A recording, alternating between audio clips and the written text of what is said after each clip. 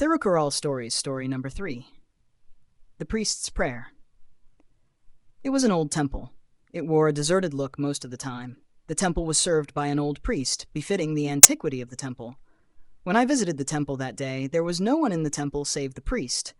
I felt like asking him a question. People who come to a temple pray for myriad things. Their requests may range from early settlement of the marriage of their daughter to a convenient riddance of a business partner. I was curious to know what the priest would pray for.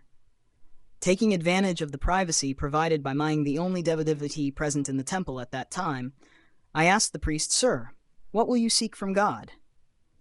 For a moment, he cast a strange look on me. Then, probably feeling free to share his prayers with me, he said, "I pray to God asking for a long life for me." Floored by the unexpected answer, I asked him, "Sir, don't consider me inquisitive or impudent. My understanding is that people who have a spiritual bent of mind generally pray to God that they reach the lotus feet of the gods sooner than later. Perhaps some may desire to go to heaven. I have heard many people say that this is what the scriptures advise us. I am not well versed in the scriptures, though. How is it that your prayer is different?" "You are right, but I have already attained the feet of God," said the priest. I was taken aback by his answer. The priest's answer momentarily created doubts in me about his mortal status. Being alone with the priest in the dark atmosphere of the sanctum sanctorum made me feel a little apprehensive. I looked at his feet to confirm that they were touching the floor. "So, I have not been talking to a ghost or a spirit after all." "What do you mean, sir? You say you have attained the feet of God. Well, is it not something that can happen only after a person leaves this world?" I asked in a feeble voice that betrayed my apprehension.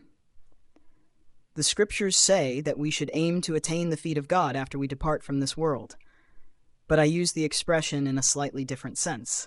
I have been standing near the idol of God and looking at the image of God many times a day.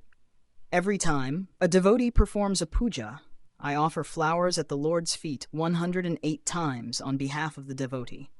So I get a chance to look at his feet hundreds of times every day. Over the years, I would have offered flowers at his feet several million times.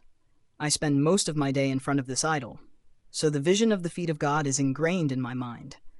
Even when I am not in the temple, the image of God stays with me. When I sleep, my mind's eye sees God's feet. What can be more enchanting, more satisfying, and more rewarding than this divine experience? I crave for this experience to continue indefinitely. I pray for a long life so that I can keep experiencing this bliss." As if by reflex, I prostrated before him, a person who had attained the rare state of being with God most of the time. Thirukkural Section 1, The Path of Virtue. Chapter 1, In Praise of God, verse 3 in Tamil. Malarmasai ejanan manadi sernthar nilamasai nidu vajvar, meaning, one who seeks refuge at the feet of the Lord, residing in one's heart, will live long in this world.